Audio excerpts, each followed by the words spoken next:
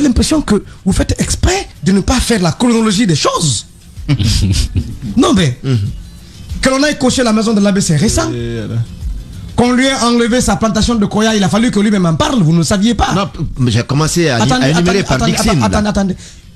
Qu'on vienne à le sortir de sa résidence de Dixine, mais cela est nettement postérieur. Attendez, c'est pas récent certes, mais c'est postérieur à nos prises de position vis-à-vis. Alors, à votre radicalisation, parce que moi je n'ai pas parlé de prise de position. Je suis désolé que vous parliez de radicalisation. Attendez, nous avons jusqu'à date soutenu le processus de récupération des biens et domaines de l'État. Ça, notre position elle reste inchangée.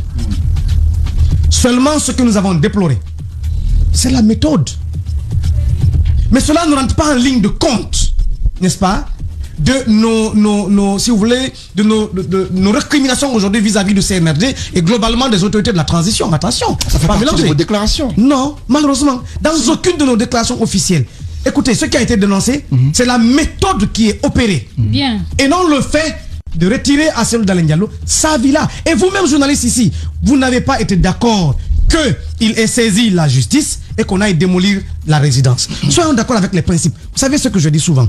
À quoi ça sert, n'est-ce pas, d'adopter des principes de fonctionnement si on n'est pas à mesure, si on n'est pas prêt à les respecter. Voilà. En septembre 2021, quelques jours après la prise du pouvoir, le 5, dans laquelle nous prenions acte, nous disions prendre acte de la prise de pouvoir par le CNRD, dans laquelle nous avons pris l'engagement d'accompagner la transition. Nous nous sommes dit disponibles. Nous avons sollicité la désignation, l'acceptation de la proposition de la CEDEAO de désigner un facilitateur.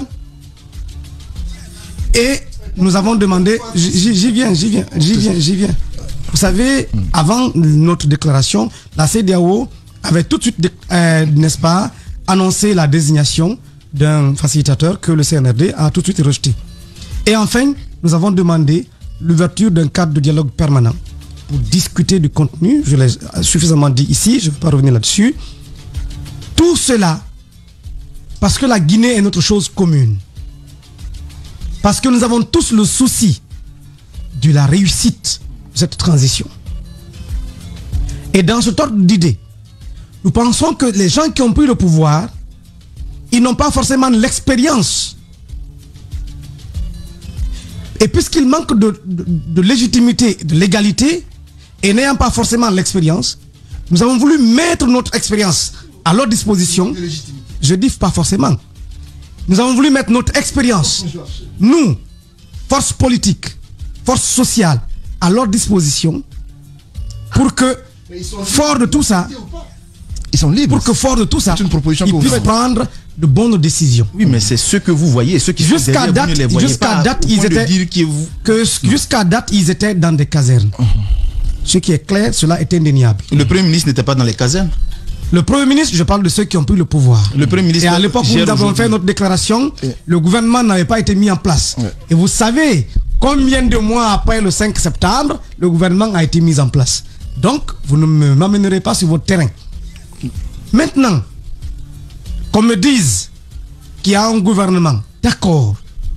Mais ce gouvernement, depuis qu'il a été mis en place, nous voyons le Premier ministre qui manque de pugnacité et qui n'a pas totalement joué son rôle dans la crise. Comprenez, qui n'est pas en train de jouer totalement son rôle dans la crise actuelle, parce qu'à notre avis, il est le Premier ministre. Il donc donne, il insuffle, n'est-ce pas, un dynamisme à son gouvernement. Lorsque un ministre sectoriel, notamment le ministre de l'administration du territoire, a des difficultés avec les acteurs qu'il gère, comprenez, le Premier ministre doit se faire entendre d'une certaine manière. Il doit prendre l'initiative de rassurer les partenaires que nous sommes. Parce que je vais vous dire, je l'ai dit et je le répète, cette transition, qu'on le veuille ou qu'on ne le veut pas, qu'il s'agisse d'ici ou d'ailleurs, la finalité, ce sont les acteurs politiques. Alors, Monsieur Cellou Dalein Diallo, depuis 2 mois, bientôt 3, est en dehors de la Guinée. Il est dans des activités très claires dont vous avez les informations, à défaut de comptes rendus officiels du parti. Il y a les activités du parti dont il est en mission. Il y a les activités personnelles, familiales. Parce que vous n'oubliez pas que M. Soudan Diallo est un intellectuel dont on fait... Vous n'allez pas nous faire boire ça. Allons-y dans le fond des choses. Vous avez demandé non, ce que vous dites ne tient pas la route, quand même. Dans l'affaire de domicile, il n'est pas poursuivi, c'est lui qui poursuit. Il ne peut pas être absent pour ça. On vous écoute. Bien. Deuxièmement, la convocation de la CRIEF vient d'intervenir. Cela l'a trouvé dans son séjour. Je vois cela venir. Nos informateurs nous apprennent que c'est lourd. S'il vous plaît, monsieur Antoine. Savait que ça allait venir. S'il vous plaît, monsieur Antoine. Ça a commencé depuis février. S'il vous plaît, monsieur L'information judiciaire. Nous ne sommes pas accepter la relance. Non. C'est pas du charlatanisme. Hein. Ça existe. L'information judiciaire a été ouverte au mois de février. Rappelez-vous, le 3 février, je me rappelle très bien. Cellou a fait une conférence de presse au siège pour indiquer qu'il ne va pas accepter qu'on les écarte. Il a expliqué dans quelle procédure il a obtenu sa maison et tout cela. Il y a plusieurs manières d'écarter un acteur de la course politique. Nous avons dit que nous n'accepterons pas d'être écartés. Justement. Je le réitère, nous le maintenons, je le réitère ici. Je ne le dirai plus qu'ici. Par contre, il ne faut pas mélanger les pédales.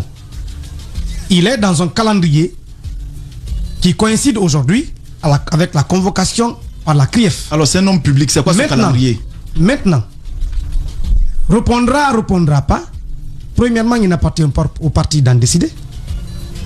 Deuxièmement, ses conseillers juridiques ont la charge, n'est-ce pas, d'assurer la défense avec lui, de préparer la défense, de lui conseiller s'il faut rentrer ou pas. On mesure, n'est-ce pas, on évalue tous les aspects juridiques, politiques et tout, judiciaires, et la décision revient à lui et à lui seul. Pour l'instant, il ne nous a pas fait part d'une quelconque décision de répondre ou de ne pas répondre. Alors je ne vous dirai pas ici qu'il répondra ou qu'il ne répondra. Bien entendu que le débat a été posé. Évidemment, on va l'éviter. Mais on a écouté. Maintenant, les implications. Le débat, on va les implications judiciaires, oui. Maintenant, les implications politiques, les conséquences politiques. Voilà, il faut que le parti aussi doit réfléchir à ça. Est-ce que vous avez réfléchi et quelle est votre position? Bien entendu. Non, écoutez, je viens de vous dire que le débat, on ne peut pas le fuir. Il est posé. Des analyses ont été faites. Ça continue. Parce que les informations, on les recueille au jour le jour. Déjà le 7 aujourd'hui. Absolument. Mais il peut rentrer même le 12, vous savez. Mais je vous dis que pour l'instant, viendra pas, il ne nous a rien confié et donc je ne peux rien. Mais il y a ce communiqué du parti qui annonce une mission à New York le 13 juin. Ce qui laisse entendre clairement que c'est une invitation qui existe depuis 3 semaines avant. Oui. Il est bien clair que quand on a été victime, que Soudan Cellou a été victime dans le cadre de son domicile, parce que quand même de bonne foi, il a saisi la justice. La justice avait qu'à trancher pour dire, nonobstant les documents que vous avez présentés, nous vous retirons quand même pour utilité publique. C'est aussi simple que ça. Légaliste qu'il est, il se plierait à la décision de la justice. Au pire des cas, il faisait appel. Comprenez? Mais la justice n'a pas encore tranché. Vous et moi n'allons pas accepter qu'on piétine la procédure judiciaire. Dites-nous clairement pourquoi cette décision contre Ousmane Gawal. Écoutez, les propos de M. Abdoulaye Ba à Mamou n'ont pas été tenus dans un studio de radio, c'était dans un meeting. M. Abdoulaye Ba a tenu ce propos dans une réunion politique à laquelle des journalistes étaient présents. C'est à mieux. C'est à mieux. Ok? Il s'adressait aux militants. Il était en train là, n'est-ce pas, de déconstruire les discours que M. Ousmane Gawal a tenus là-bas même à Mamou. Oui, bien sûr. Ça, c'est pas votre problème. Maintenant, sur la décision, vous l'avez vu, elle est suffisamment motivée. Les raisons qui sous-tendent l'exclusion sont écrites là, clairement, n'est-ce pas? Les dispositions réglementaires, n'est-ce pas, qui... D'aucuns disent que l'échelle des sanctions n'a pas été respectée. Ce que vous ne savez pas, c'est qu'il y a des fautes qui méritent blâme. Il y a des fautes qui méritent suspension. Il y a des fautes qui méritent avertissement. Il y a des fautes qui méritent exclusion immédiate. Et qu'est-ce qu'il a fait? Écoutez-moi. On dit que nous avons été trop sévères. Lorsqu'aux États-Unis on vous condamne à 500 ans de prison, c'est pas parce qu'on a été sévère, parce que la loi a été dite. On lit les textes. Ces textes-là, Ousmane Gawal a pleine conscience du contenu de nos textes. Il est là depuis plusieurs années. Vous comprenez? Il était membre du conseil politique. il était responsable de la com où je suis aujourd'hui. Il sait qu'aucune loi n'a été violée dans le cadre de sa sanction et que la sanction n'est que l'application des textes auxquels il a souscrit, puisque jusqu'à il y a une semaine, il se réclamait membre de l'UFDG. De ce point de vue, je suis convaincu qu'il comprend donc la mesure qui a été prise. Comme on le sait, le leader de l'Union des forces démocratiques de Guinée est convoqué à la CRIEF le 13 juin prochain. Cellou Dalein Diallo est poursuivi pour des faits présumés de détournement de deniers publics, corruption d'agents publics et enrichissement illicite, des chefs d'accusation qui continuent à défrayer la chronique dans la sphère politique guinéenne. Pour le président du parti UMP, s'il s'agit de l'affaire concernant la vente de l'avion présidentiel Air Guinée, l'ancien Premier ministre ne pourrait pas être incriminé.